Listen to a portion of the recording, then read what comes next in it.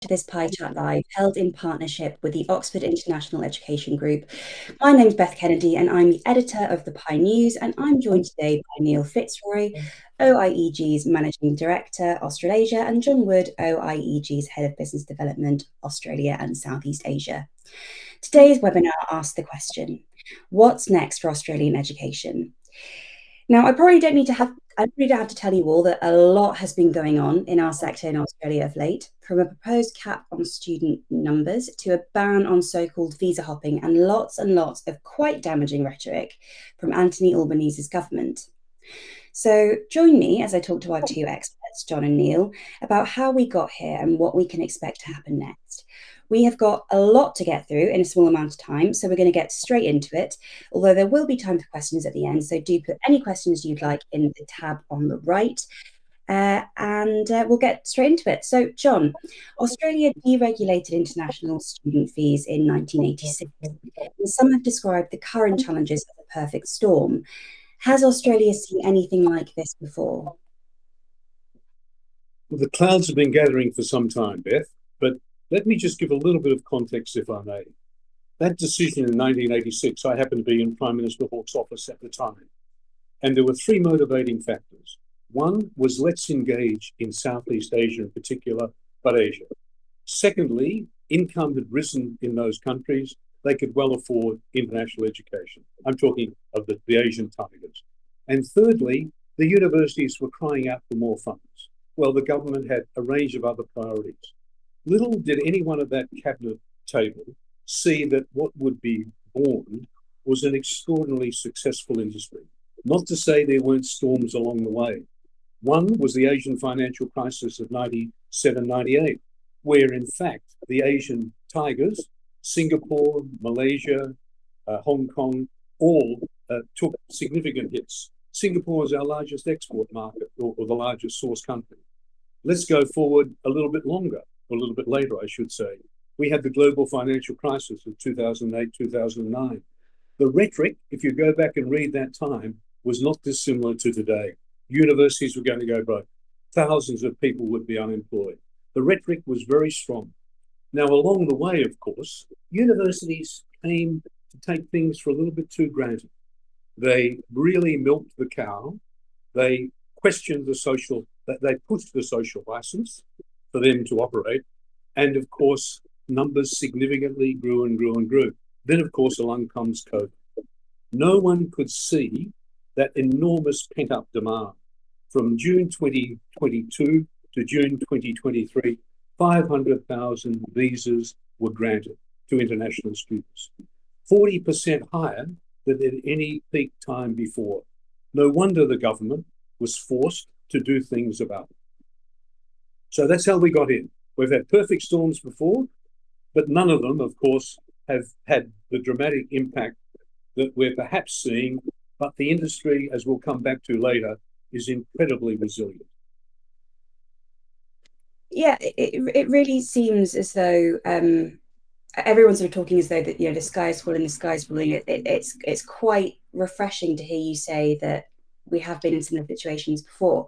So, Neil, can you provide a bit of an overview of the last 12 months in international education policy in Australia?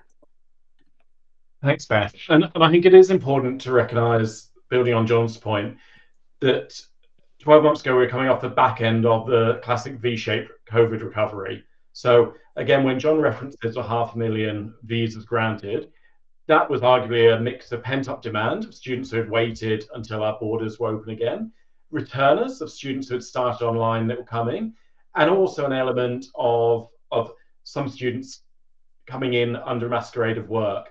And I think I referenced that, Beth, that this was an incredibly, even 12 months ago, positive in policy environment, possibly even naive, because that was a combination of, as people on this call be aware, of uncapped work rights, extensive post-study work. So again, up to 7 years for certain students following a 2-year master's, and some significant policy loopholes, concurrent COEs, etc. Now, as we move into the back end of calendar year 2023, there was that environment, but also it's important that we are in a first-term government. So polling was becoming weaker and weaker, and there were opposition attacks on net overseas migration and a direct causal link to the cost of living crisis, housing shortage, and as John says, some of the wider social concerns about the concentration of certain nationalities into certain universities, as well as a view on, and I'll borrow phraseology from a colleague, some of the shonks and crooks, which formed a very, very small part of the Australian landscape, but it all got wrapped up into the same discourse. Now, rushing through now, Beth, in those last 12 months, I can count 16 major policy interventions across both education and migration portfolios. And I'll just walk through a few of the lowlights and highlights of those. I think first of all, there was the stepping back from some of those policy environments I've just referenced, a capping of working rights, closing the loopholes that were impacting genuine students and providers, removing the COVID visa long after it should have been finished, and reversing some of those very extensive post-study work rights. There was, and while it's not the topic of today's call, there was also a long-awaited university accord charting out a multi-generational, longer-term view on higher education in Australia. And I'll only make passing reference to that today. As we then move into December onwards, and for those of you in the Northern Hemisphere, bear in mind everything is reversed, so that's moving into our largest intake.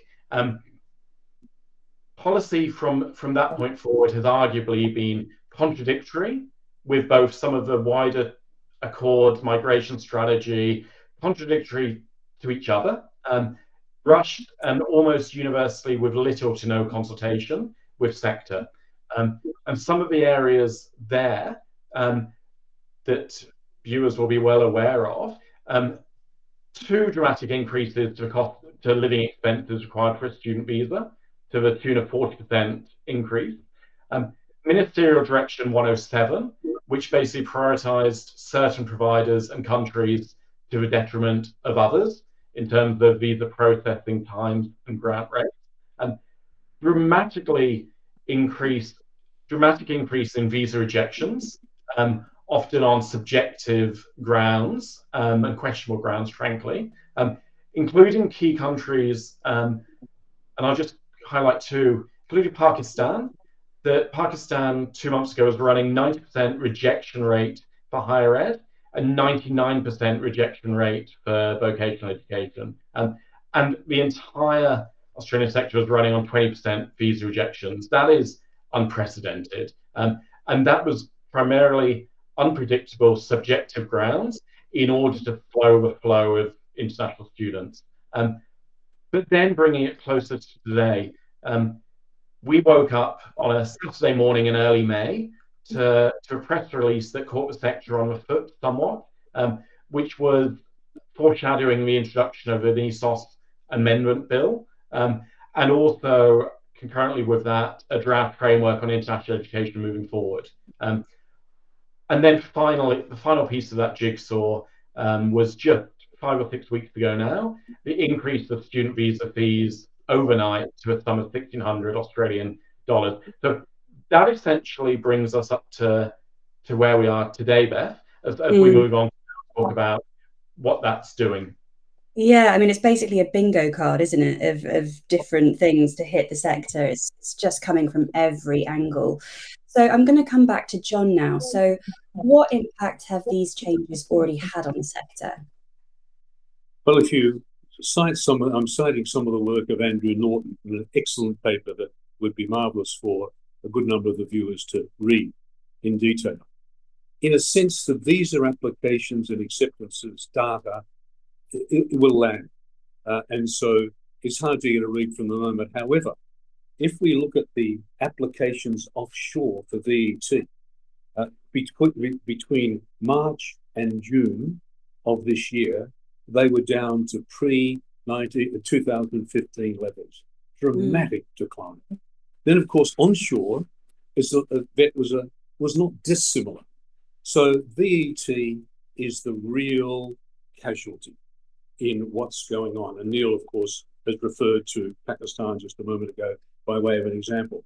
Higher ed applications, of course, surged both offshore and onshore in terms of the changes that were foreshadowed with regard to changing work rights, visa applications, and the like.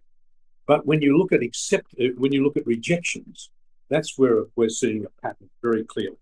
So the rejections, or the visas granted, I should say, visas granted are down something like 23% on 23-24 compared with the previous 12 months. And this is before a good number of those impacts of visa changes have been felt. So there's no question that already we're seeing the signs of a dramatic slowing in through all those various instruments related effectively to the interplay between migration, work, study. And I might just say that when those changes were introduced under the Howard government, linking aspects of migration to international education, there were always going to be unintended consequences. And that reached its zenith in this recent couple of years. So the government has been trying to manage and get that back under control in what's been, in the last decade, a pretty dysfunctional visa regime with so many categories of visas for migration purposes overlaid with international education.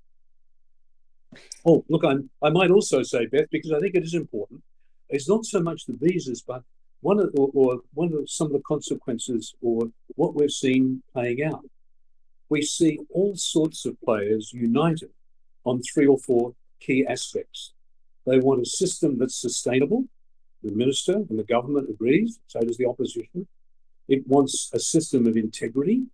It wants something that's long-term, sustainable, and contributing to both the economy and the society. So you'll have all the peak bodies that we have in Australia, be they business or unions, the universities, and the various sectors within the university groupings, as well as the overall umbrella, organisations like the Law Council of Australia, putting submissions to the Senate, singing not a dissimilar tune in terms of the broader aspects of international education in response to what has been these measures announced. And of course, critically, as Neil will perhaps come back to this, we've still got hearings going on in the Senate. The minister is very canny. He's now supported with a brilliant Minister for Home Affairs, in my view, partly Tony Burke, because he reads a poem every day. But they are very, very clever politicians. They're hearing the sector or sectors loud and clear. So I think this is another aspect of what we're seeing. They've achieved, in many ways, a dramatic slowdown of what will be the international education students coming to Australia. Not that it hasn't flowed through yet, but it will. No question about that. Interesting. And you've mentioned hearings, and I know that Neil has as well. We're actually going to come on to that just now. So we saw the first of those hearings last week. So very well-timed webinar, I have to say. So what do you think is going to be the outcome of those, Neil? What do you think is going to happen? How's it all going to land? Thanks, Beth. And look, I think that's where, when we look at that ESOS amendments proposed bill, I will just reference here that relates to amendments to a bill that was first introduced in the year 2000. And it is critical to say that Australia was and remains at the leading front of international education. This was more than a decade ahead of any similar legislation in the other major speaking destinations, aiming to seek to protect students, protect the sector. So this is a long line across now a quarter of a century of amendments to this bill. Just as a very brief headline, the bill seeks to introduce far-reaching ministerial powers around the ability to cap by provider, by campus, by course. There is much commentary suggesting that's dramatic overreach for this minister and any subsequent Minister of Education. while our focus has been on caps, there are important legislative changes proposed to onshore transfers, a very high barrier to any new providers into Australia, and a moratorium at the minister's discretion of 12 months on any new course development by any provider. So it's quite a melting pot of different legislation. And Beth, so that was tabled first in mid-May. So we've had 12 weeks of, frankly, sector speculation, media speculation, leaks and counter leaks, countless conversations amongst all of us, and very little further detail from a government or department.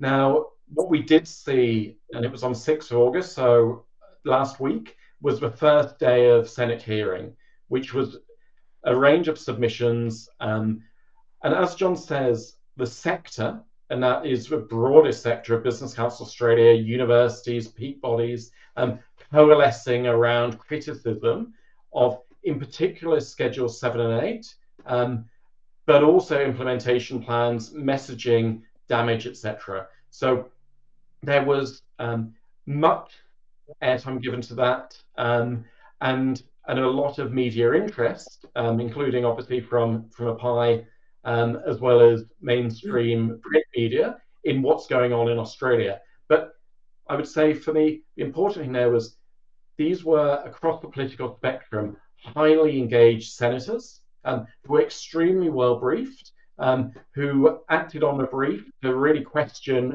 all of the representatives, and a real feeling of be careful what you do here because we are already damaging a critical sector for Australia.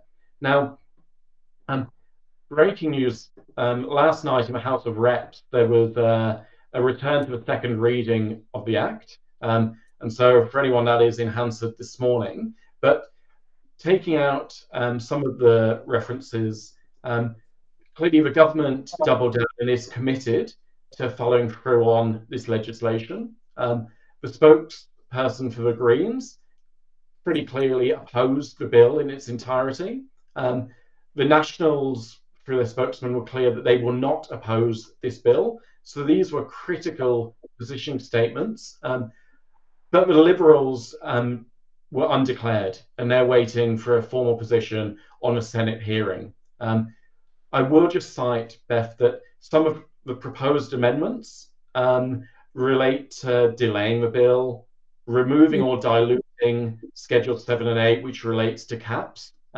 potentially putting in a sunset clause of 2 years on the basis if this is to slow migration in order to build capacity and gain control. There are many that believe in Parliament that this is a 24-month window of opportunity to do that in.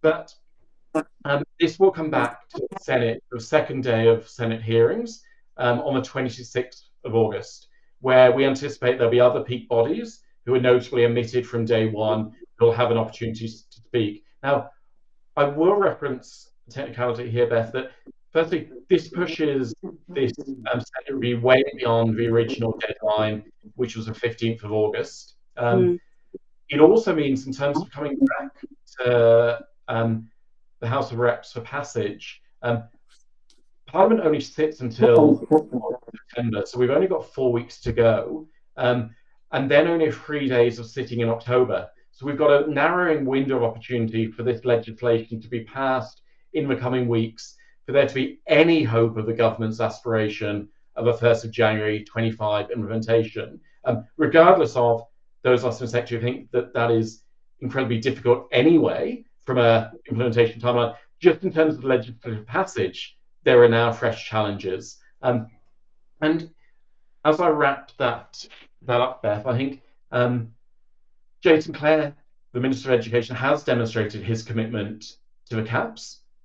He's indicated those will be shared with the sector in August, so we're counting down 2 weeks. But has also walked back from some previous media commentary on a potential 40% caps and based on 2019 levels. So frankly, we are no clearer now on how the caps be calculated, whether it be point in time, etc. And the latest polling, which was released on Friday, indicates that a snap election in December is now looking very unlikely. So I anticipate this government going to a full term, which is May 2025. Despite the Senate hearing and the vociferous opposition, all indications, in my view, is this bill is likely to pass with few amendments, and the government will push for January 1st, 2025 implementation.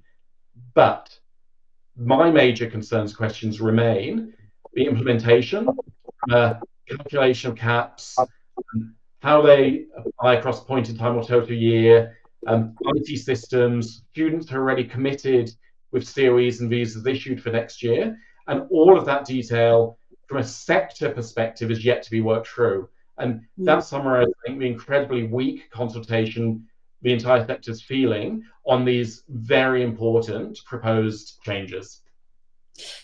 I will definitely be checking out Hansard. I think the rest of the Pi team will be too. I'm sure a lot of people watching as well will be heading straight over. So we've heard a lot about caps. I really think that's the main concern here, isn't it? So, John, do we need caps? Is that something that would actually help the sector? And what's the longer term prognosis for international higher education in Australia? Question of caps first. In one way, we've already got them. It's called TRICOS. It's the Commonwealth Register of International and Courses for Overseas Students. And that sets an upper limit of all providers, public and private, of how many international students they can have. Now, the split is about 63% of those are private, and the remainder, of course, are public. And there's about, and Dirk Mulder has done some analysis of this, of about 1.5 million if you add all of them. So if we say we've got 800,000 international students, for argument's sake at the moment, there's, in terms of capacity, stated in the sector, another 700,000. So what am I trying to say? There is, indirectly you might say, it's not called caps, but there's TRICOS, and providers have to provide an upper limit of the international students they get. Now, do we need them to actually affect what the government's got in play at the moment, i.e. a reduction of the number of international students coming to Australia for the next couple of years? The answer is no, we don't need them. The changes, I think, will be significant enough. Having said that, though, the government's committed themselves to the question of caps. I think we can't underestimate the insights and cleverness of the couple of ministers that I've referenced earlier in play. I think Jason Clare is listening. There will be indicative caps. He'll probably have some reserve for that. Will it be disastrous for the sector? No. Will it be a significant adjustment? Yes. Is there long-term, the medium and longer-term prognosis for Australian higher international education extremely poor? Absolutely. Absolutely. When you look at previous periods, who would have thought that 10 years ago we had around 300,000 international students? 10 years later, we've got 800. These are rough numbers I'm giving you. But just to give you a sense of the growth of the sector and even the adjustment downwards from what we have now, will be a very significant number. Will there be casualties? Most definitely. I can see some of the vet providers being pushed. Some of the universities are going to have some struggles and difficulties, but they've kind of been there before. The bigger players, and I'm thinking of Sydney and Melbourne, who incidentally in 1986, their two vice chancellors at the time were opposed to charging fees for international students. Rather ironic, so they're going to have to think about their course mix, their source country, their diversity of certain source students. So park all that for the moment. You look at the demographics of our region, and who would have thought that countries like Philippines are now emerging as our top 5? 10 or 15 years ago, Vietnam wasn't in the top 10. China only emerged in about 2010 as our significant first preference, if you're the largest source country. So there's a dynamism at play. And then, of course, you take different states in Australia, Bhutanese to Western Australia, for example, or Kenyans and Zambians and Zimbabweans. So It is a very, very resilient sector, and I don't think people should lose sight of the comments that the ministers made, that this is Australia's fourth largest export industry, it's the largest service industry, but it's there not just for economic purposes. So I think the long-term prognosis remains extremely positive. The bigger question in my mind that no one's asking, why shouldn't we have institutions that might have universities 80-90% international? Your own university, London School of Economics, about 75% international. It's identified as a British university. Imperial College, 53% international. Cambridge, 43%. Oxford, 45%. Harvard, 25%. MIT, 30%. So a mature discussion needs to be had about, can you be an Australian university and have a very large proportion of international students? A caveat, so long as they're not from one or two countries. They're not swamped from a particular region or a particular nation. But that's the broader discussion, because there's no question. There's the demand there for Australia with quality education from a range of countries in the region who will find the funds to provide those increased visa fees and the living allowances and so on. So we actually had, and thank you so much, that was a really insightful answer, John. We actually had a few technical difficulties just at the very beginning of that answer. So do you mind briefly recapping what you said at the beginning? Do we need caps? Sorry, what was it? Where do you want me to go back to, Beth? Yeah, sorry, just at the very beginning, it was a little bit messy on your end. Oh, do we need caps? Well, what I was said is that, in a sense, through CRICOS, through this register, which you've got to, how many international students a provider or public or private can actually accept, we've already got caps in an indirect form. They're not called caps, but these are, if you're a private provider and you're getting close to 700 international students or 5,000, or at the university 20,000, you then have to apply to increase your CRICOS. And so analysis that's been done, I cited Dirk Mulder's exercise, it's about 1.5 million places, if you will, of caps. So in a sense, there is an indirect, that's not cap that we're talking about. Do you mind getting a bit closer to the mic? Sorry, John, just to see if that's going to help on really. Can you hear me now? Right, I'm going to need everyone in the comments to tell me if they can hear John a little bit better now. Oh, okay. Well, I guess I was saying that with the bottom line, with all the visa and the changes that Neil's alerted to, there is already a slowing down, and that will continue. The adjustments is occurring and will continue to occur. So really, the question of caps becomes somewhat academic, I'd suggest, but a flag to the sector nonetheless, that you, if you're in one of the G8s, think twice about whether you want to fill your classes full of students from one particular country, because the social license has been pushed. And there are ministers, and a senator I spoke to the other day was relating how his niece is being in a class doing a graduate MBA program, and the rest of the class has been full of students from one particular country. Mm. These things have to be addressed by the institution. There's no question about that. Great, thank you so much. And then just before we come over to some questions which have come streaming in, I'm going to go over to Neil. Do you have any final comments? Yeah, thanks, Beth. And the only things I know from my perspective is, firstly, while there's much politicization, there's a lot of technical policy here and lots of references to revenue.